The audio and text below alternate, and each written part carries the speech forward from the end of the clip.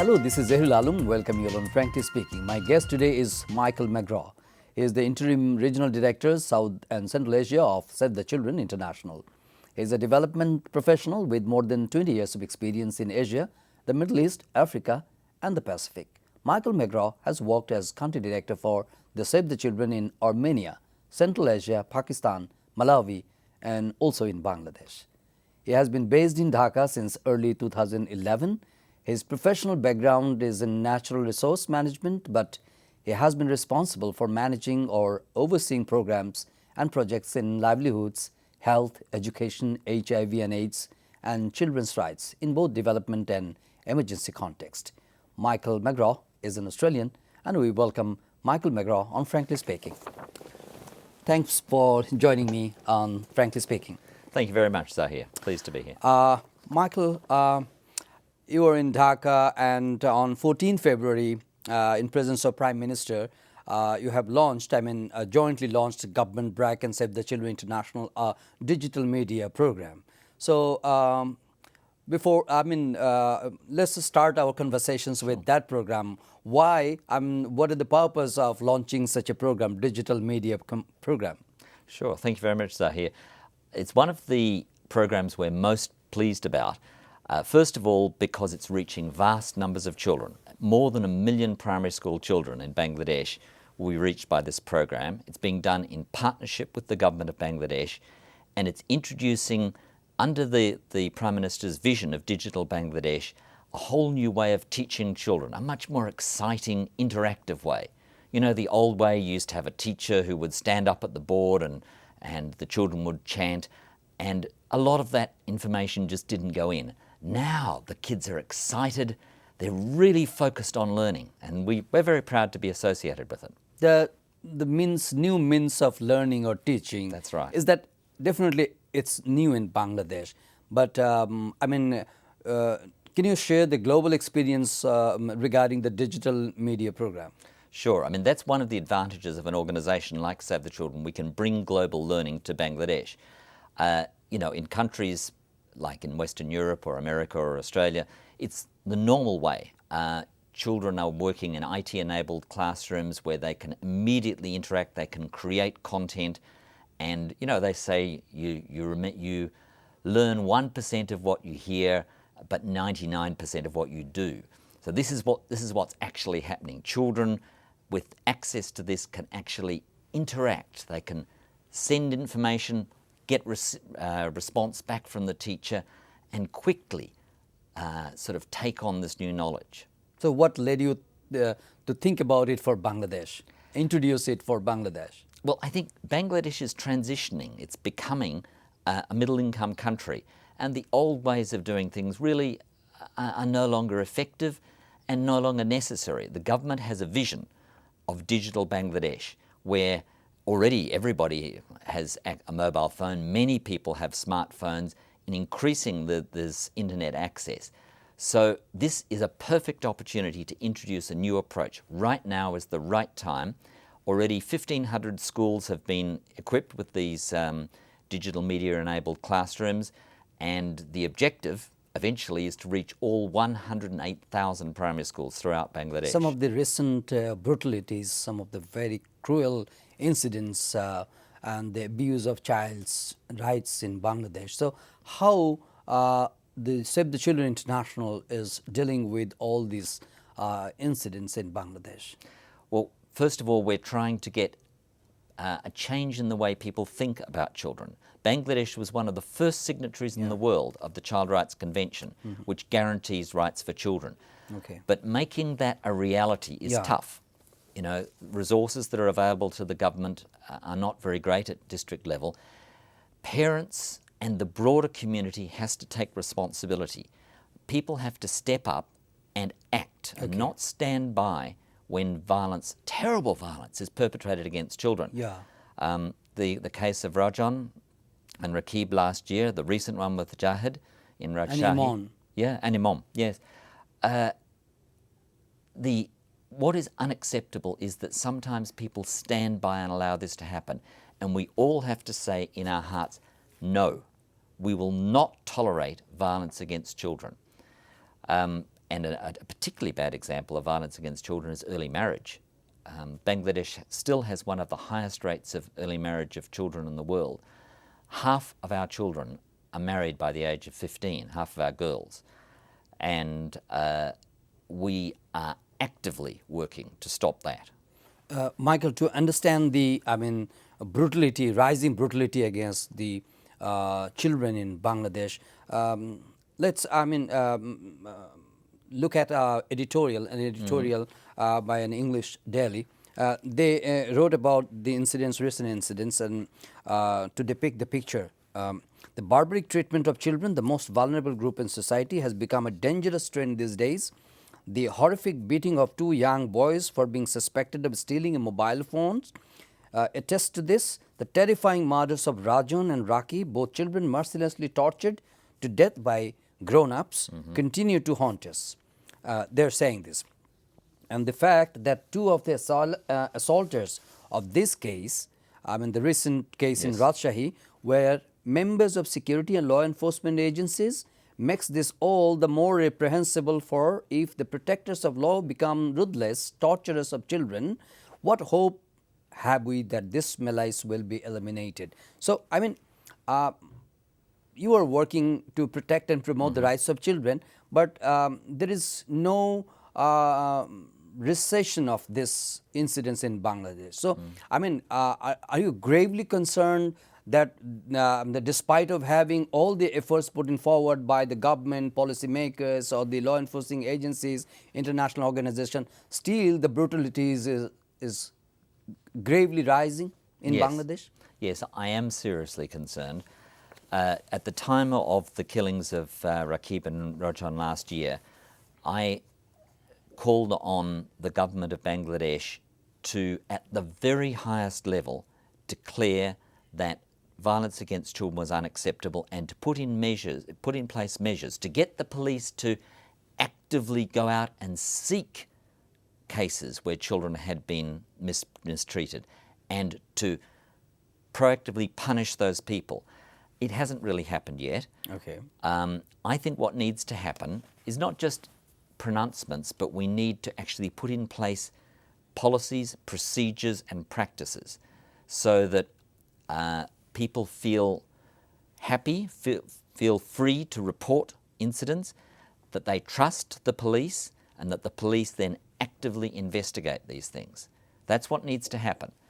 And it's not really enough to say there's a few bad apples. Does it help, the media reports? The media reports help a lot. It's hugely important because it raises the profile of the issue.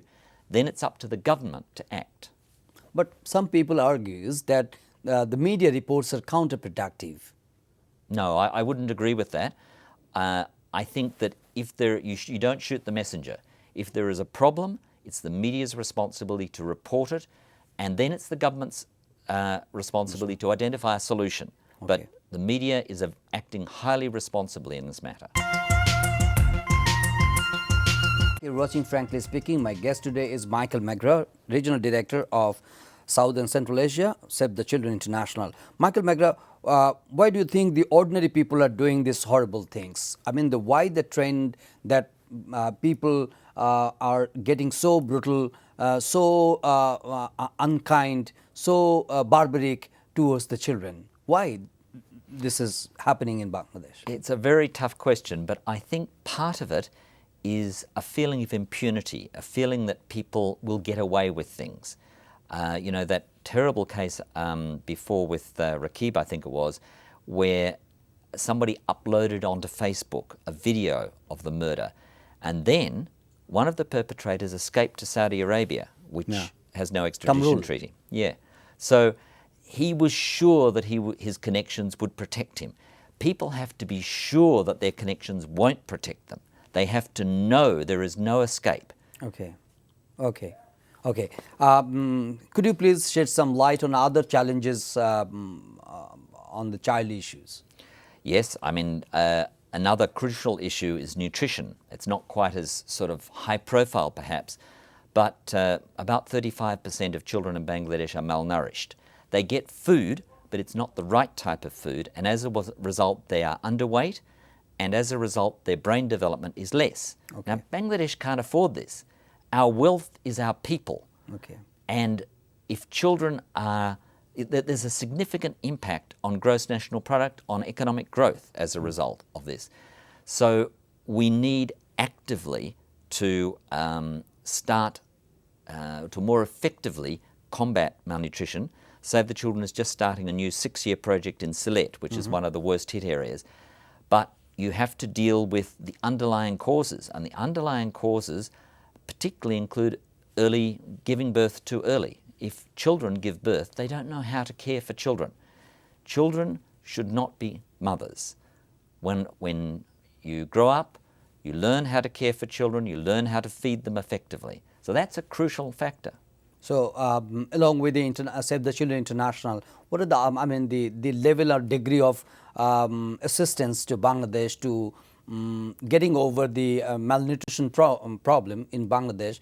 Is that adequate? The amount of programs or supports or assistance we are receiving from the international community. I think that this is a very well-funded program. It's supported by the British government and the EU. We are working with 8 government ministries over a period of 6 years in 2 districts in northern Bangladesh. Okay. And I think it will be very successful. It's going to establish a model for how the government can roll out effective treatment of nutrition throughout the country. But it is at an early stage. We're only just starting last year, and there are, in fact, 64 districts in Bangladesh, and working in 2 is not enough. Child marriage is an issue of critical interest in Bangladesh.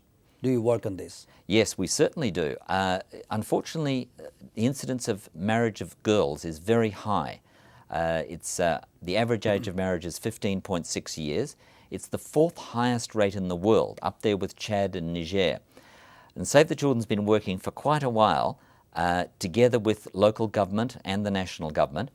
Actually, next on the 27th of February, we have a major event in Mehrpur district, Okay. at which the Cabinet Secretary will be present, declaring Mehrpur a child marriage-free district. Okay. And this is the culmination of many years of work, working with civil surgeons, working with school directors, with the Deputy Commissioner and his staff, to try and eliminate the scourge of child marriage. Child marriage is the worst form of child abuse. It's taking a little girl, a child, and pushing her into adult life far too early.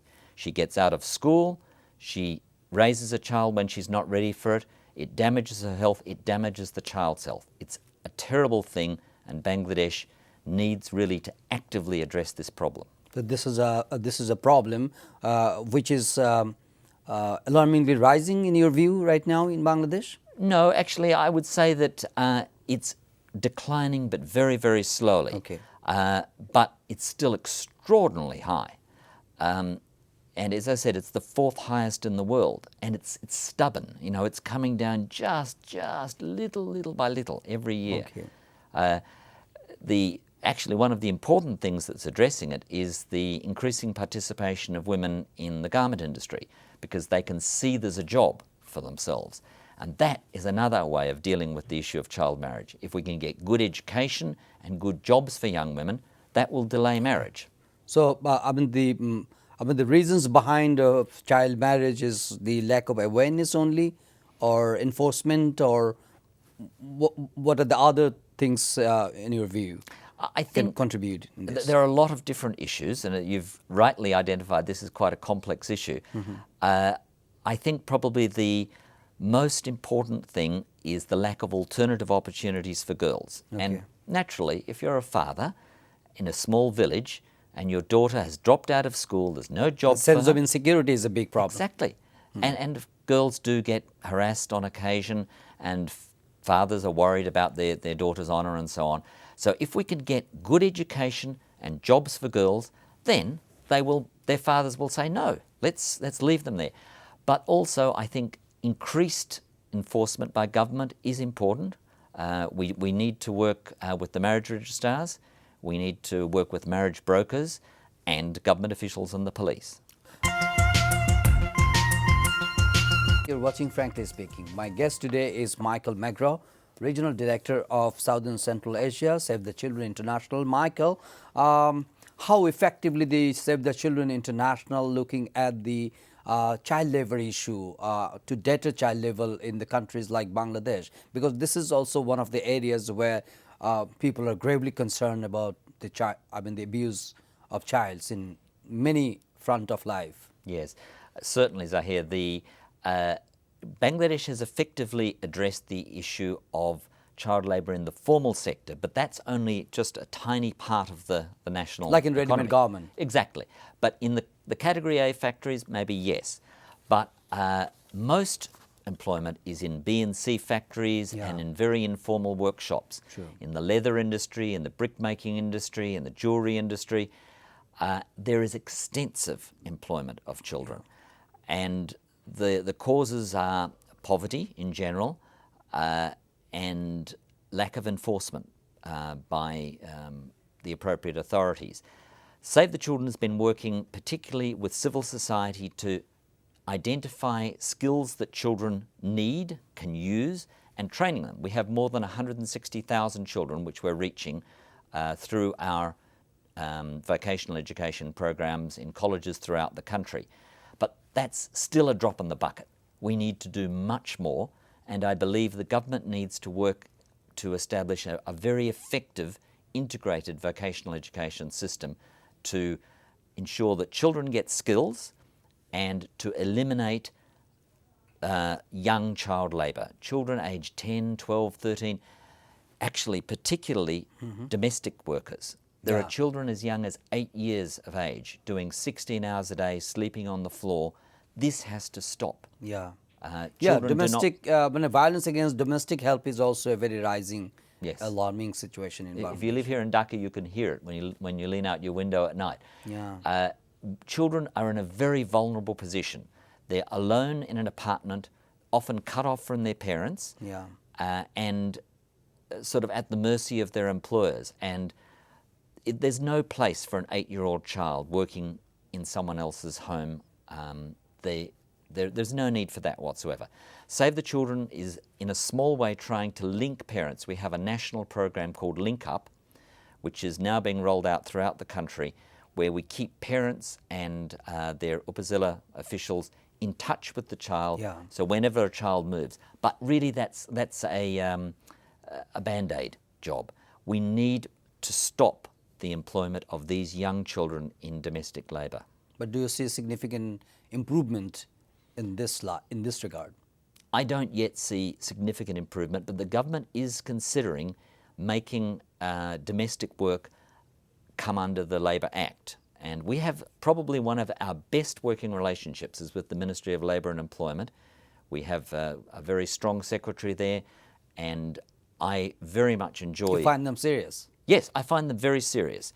They've been quite successful in the wake of Rana Plaza. So I think if they turn their attention to this issue of child labour in the informal sector, we will see some success. And international community also ready to extend their support for this?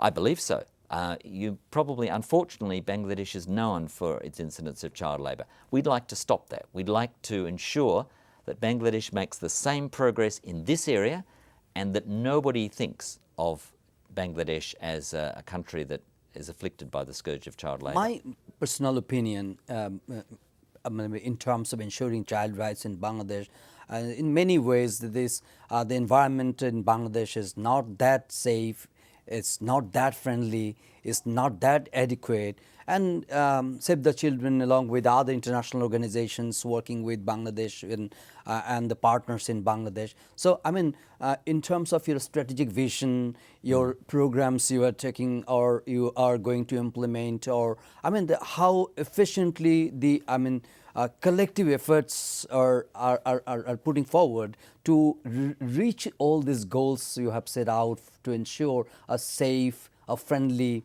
ensuring a comfortable situation for the children in Bangladesh. Yes, it is a huge challenge. We have 45 million children in Bangladesh. The good thing is that the 7th five-year plan is absolutely in line with the Sustainable Development Goals of the UN, and that Save the Children's new strategy has been built on those two pillars. So I think we are quite well integrated into the government's national development strategy. we are very much focused on ensuring that we reach the most vulnerable children. It's not enough to reach 90% or 95%. No. There's still going to be tens of thousands or hundreds of thousands of children in the worst situations. And these are children in remote parts of the country, children here in Dhaka, in the slums, where we're starting our programs. We want to ensure that government policies and procedures are able to reach these worst off children. So in answer to your question, are we yet able to fully achieve our objectives? No. We have a long way to go, but we have excellent partners in the government and the people of Bangladesh. Malawi, Michael, you very last question, that you worked in Malawi, Armenia, Pakistan, and also in Bangladesh as country director. Now you are regional director in charge of Southern Central Asia. So in your view, do you think the Save the Children International is putting enough assistance, I mean in terms of fund, to encounter or to confront the challenges in Bangladesh? Does it commensurate with the challenges in Bangladesh, the amount of fund we are receiving for this country? Well, this is the fourth largest country office in the world for Save the Children. And the reason for that is partly the need. There is a desperate need here, but also the fact that we can achieve a huge amount. I was talking to someone in an embassy, and they said, we can spend $1, or let's say $100 in another country, in another part of the world, and we'll get $50 worth of value. We spend $100 in Bangladesh and we get $150 worth of value, because people are very innovative, active, and we do get good support from the government. Are we doing enough? No, we're not doing enough, not yet, but it's the fourth largest program in the world. In my humble opinion, it's the best program in the world for Save the Children.